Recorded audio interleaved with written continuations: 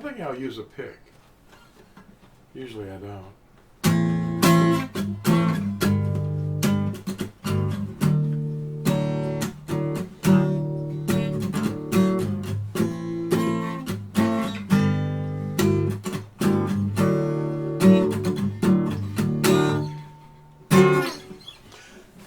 Hey, well, welcome to your daily bread. This is that was a chord progression that I kind of dig. It's kind of a Latinized thing. Anyway, it was B minor, A major, and E major. It was really nice. Kind of dig it. I saw somebody using that chord progression this past week. Man, things are really getting strange. Teachers are out there making codes out of the word. Somebody recently, well, it's not new, it's been going on for years. What happened to the patch? Well, anyway, they're taking the names of prophets, starting with maybe Adam, and just going through the scriptures and looking for definitions of those names, and they're building a sentence out of it, and they're turning it into a meaning, like a hidden code. Okay? That's divination. That's what it is. You're divining something that you think is hidden in there to make people impressed with that message. We have an obedience problem, you know? The things that we do today are just incredible. Acts 4:12 grabbed my attention right away. The first time I read it, I went, what? Acts 4:12, look it up. The jeopardy that a person is in for denying the name is sin. So I have to tell you, there's only one name given under heaven, under Shamayim, under the skies, by which we must be delivered. There's not two, it's not a translation, it's a name. In the event that some don't yet know who Yahusha is, the translators purged the real name of our Creator. The King James Version, which is an Anglican Catholic version of the Latin Vulgate, inserted a device, IESV, or it's really IESU in Latin, to replace the real name. Now it's everywhere. IESU turned into JESUS. There's no J until like less than 500 years ago. But that doesn't stop them. They replaced the real name, and it's everywhere, this fake name. We're using Latin letters to write our English words right here in this context. We're using Latin letters. It's not that they're evil, it's just that they're letters that represent sounds. And you're not hearing the name, Yahusha. Our numbers that we use are Arabic. You know, like 1, 2, 3, the way that we inscribe them. They're Arabic. You know, you look at your digital alarm clock and you go, huh? How'd they do that? Well, it's like a big 8, and they make all the letters based upon these two little squares. It's Arabic. Well, it's okay. It's just great that we're not using Roman numerals, which the Latin letters also represent quantities. To break the spell of many translations and misunderstandings and codes, we've got to research and study, because the name of Yahusha is based upon the name of Yahuah, and it's just got a little suffix added to the name Yahuah. Yahuah, as our deliverer, is called upon as Yahusha. Yahuah is Yahusha. If you read Acts 20, verse 28, it says the Ruach HaKodesh shed his own blood to redeem us. You were purchased.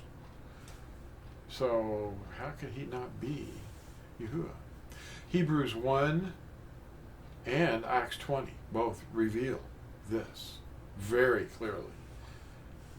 Hebrews 1, verses 1 through 3. Just look at that. He is who he is. Belief is dead without obedience, and only Yahusha's indwelling can make that happen. make what happen? Obedience. There's no form. I named this video No Form. Daily Bread, No Form. We're not supposed to make forms or ideas or concepts about the zodiac. The zodiac? Astrology? Well, there's nothing up there in the stars shaped like animals, okay?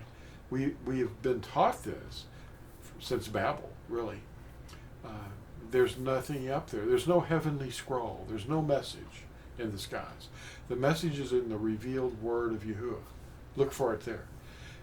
Deuteronomy 4, verses 15 through 19, describe for us what we're not to do. It says, therefore, diligently guard yourselves, for you saw no form when Yahuah spoke to you at Koreb out of the midst of the fire, lest you should do corruptly, and shall make for yourselves a carved image in the form of any figure, the likeness of a male or female, the likeness of any beast that is on the arets, or in the likeness of any winged bird that flies in the Shamayim, that's the skies, the likeness of any creature that creeps on the ground, or the likeness of any fish that is in the water under the arets, lest you lift up your eyes to the Shamayim, and shall see the sun, and the moon, and the stars, and all the host of the Shamayim, and you be drawn away into bowing down to them and serving them, which Yahuah your Elohim is allotted to all the peoples under the Shamayim. They're just lights. That's what they are. They're lights. Dabarim chapter 5, or Deuteronomy chapter 5, verse 1. I am Yahuah your Elohim, who brought you out of the land of Mitzrayim, out of the house of bondage. You have no other mighty ones against my face.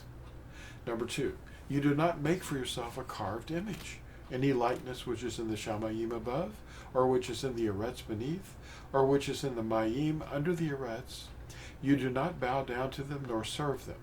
For I, Yahuah your Elohim, am a jealous Al, visiting the lawlessness of the fathers upon the children to the 3rd and 4th generations of those who hate me, but showing kindness to thousands, to those who love me and guard my commands.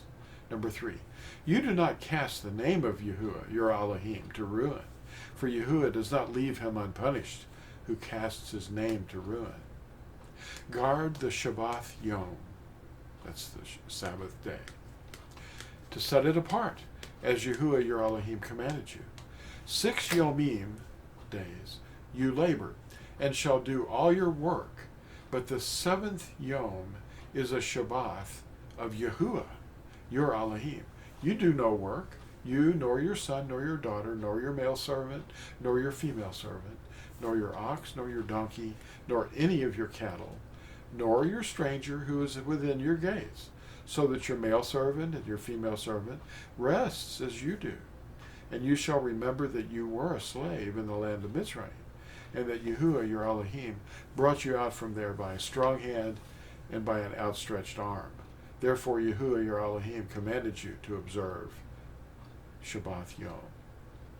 Number 5, respect your father and your mother, as Yahuah your Elohim has commanded you, so that your Yomim are prolonged, and so that it is well with you on the soil which Yahuah your Elohim is giving you. Number 6, you do not murder. Number 7, you do not break wedlock. Number 8, you do not steal. Number 9, you do not carry a malicious witness against your neighbor. Number 10, you do not covet your neighbor's asha, nor do you desire your neighbor's house, his field, nor his male servant, nor his female servant, his ox, nor his donkey, or whatever belongs to your neighbor. And Yahusha said, I give you a new commandment. Love one another as I have loved you. Thanks for watching. We'll see you tomorrow.